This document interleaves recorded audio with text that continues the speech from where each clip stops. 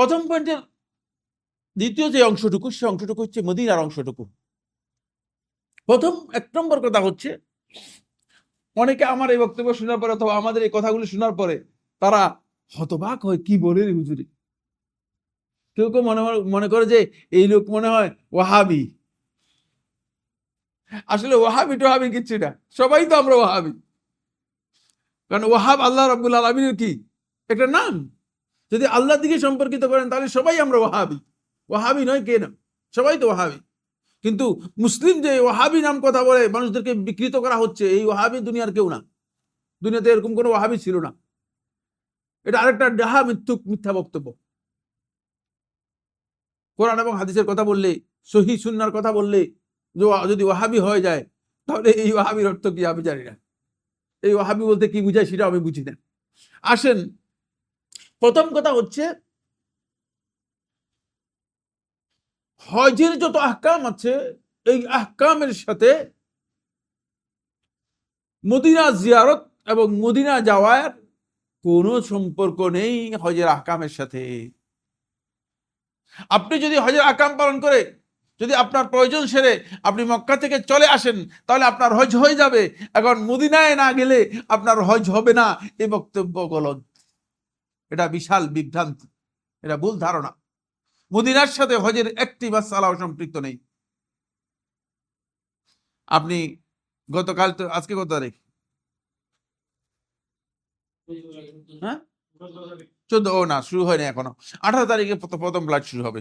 তো আপনি ফ্লাইট শুরু হবে দেখবেন, মানে এরপরে এটাকে সাংবাদিকরা যাবে মাইক নিয়ে, তারপরে হাজী সাহেবদেরকে হাজী সাহেবকে দেখাবে, আর হাজী সাহেব বলবে দোয়া করেন যেন রাসূলের কবরটা সালাম দিতে পারি।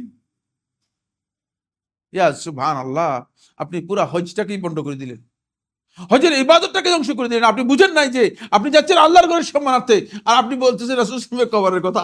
আপনি কবরের জন্য যাচ্ছেন না তো, আপনার উদ্দেশ্যটাই ব্যাহত হয়ে গিয়েছে, আপনার ইবাদতটা ইবাদত হয় নাই। রাসূলুল্লাহ সাল্লাল্লাহু আলাইহি ওয়াসাল্লাম কবরের উদ্দেশ্যে সফর করার রাসূলুল্লাহ সাল্লাল্লাহু আলাইহি ওয়াসাল্লাম অনুমোদন দেন নাই।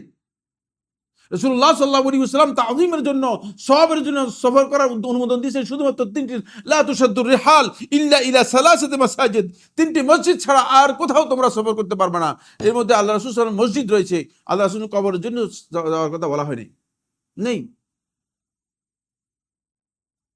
আপনি আপনার মূল জিনিসটাই ধ্বংস করে দিয়ে বসে রইলেন। আবার কয়েকজন আসে বলতেছে যে মানে যদি রাসূলুল্লাহ সাল্লাল্লাহু আলাইহি ওয়াসাল্লাম মেহেরবানি করে আমাদের হজটা কবুল করেন, আর কি দোয়া করেন যেন আল্লাহ রাসূল হজটা কবুল করেন। আউযুবিল্লাহ, আপনি শিরক করে গিয়ে আপনি কি করতেছেন?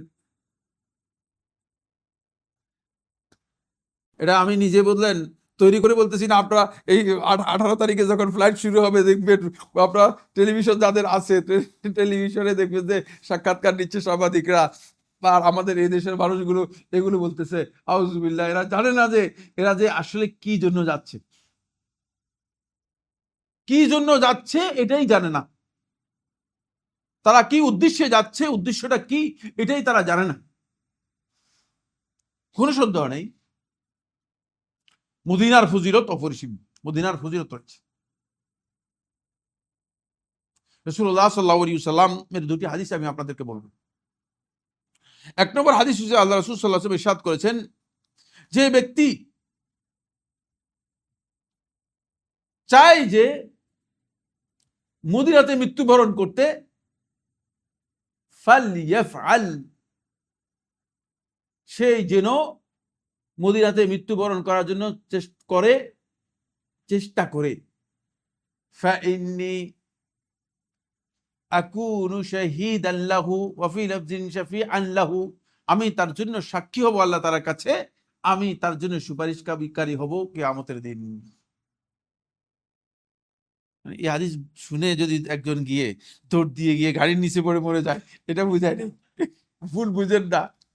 মানে মানে যখন বুঝতে মদিনাতে মরার জন্য চায়, এটা হচ্ছে মানে তিনি তার জীবন যাপন করার চেষ্টা করবেন মদিনাতে, এরপরে যদি আল্লাহ রাব্বুল আলামিন মদিনাতে তার মৃত্যু কবুল করেন, তার তিনি মদিনাতে মৃত্যুবরণ করবেন।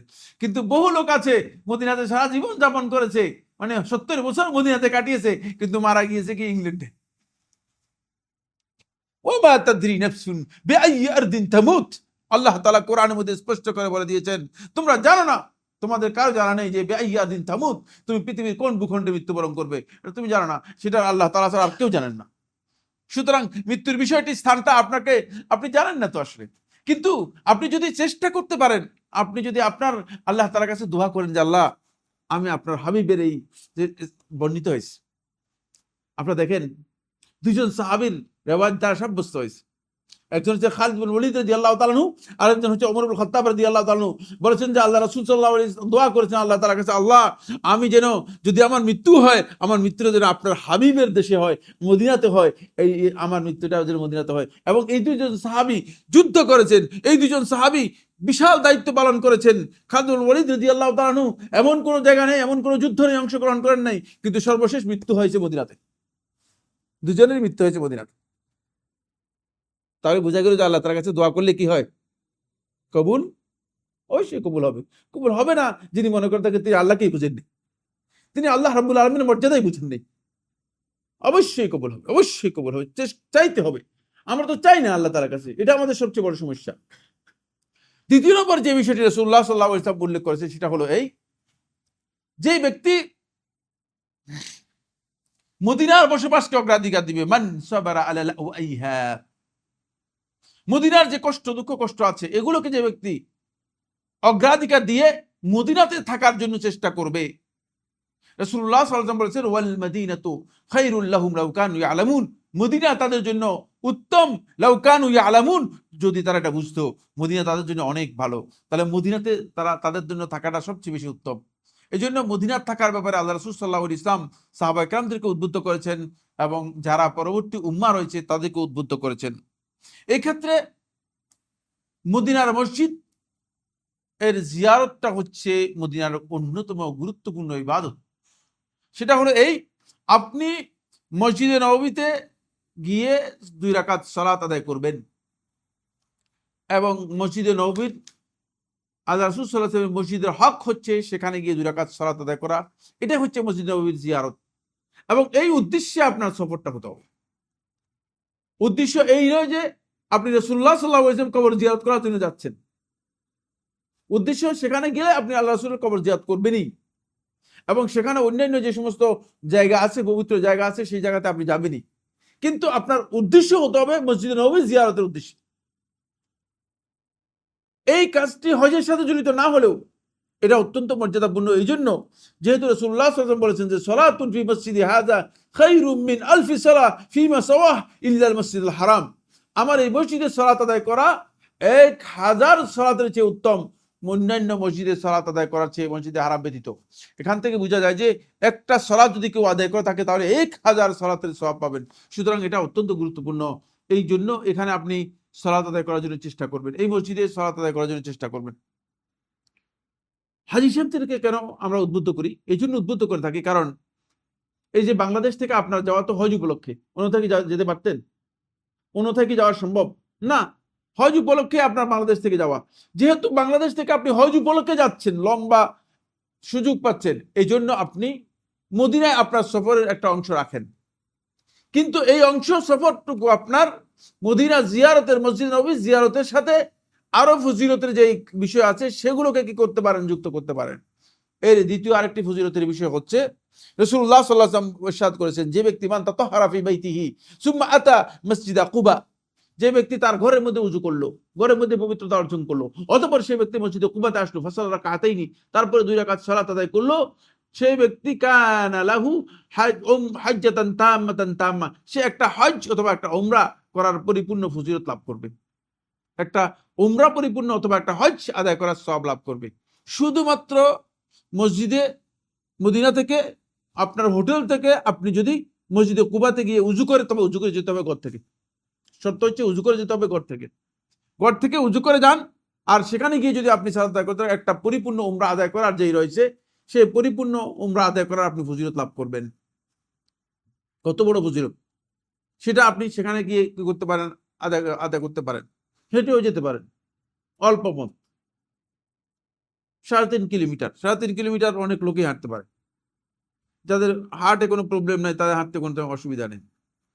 আর যদি হেঁটে না যান, গাড়ি আছে, গাড়িতে যেতে পারেন। গাড়িতে মনে হয় 10 রিয়াল বা 5 রিয়াল এরকম একটা মানে ভাড়া নেয়, গাড়িতে গেলেন, তারপর আবার গাড়িতে চলে আসলেন। কিন্তু এই ফজিলতটুকু আপনি সেখানে গেলে, সেখানে গিয়ে কি করতে পারেন, সেখানে গিয়ে নিতে পারেন। এরপরে আপনি সেখানে সাইয়্যিদুশ শুহাদা হামজা রাদিয়াল্লাহু তাআলার কবর সহ উহুদের যুদ্ধে যারা শাহাদাত বরণ করেছেন তাদের কবর আছে, সেখানে আপনি দেখার জন্য যেতে পারেন।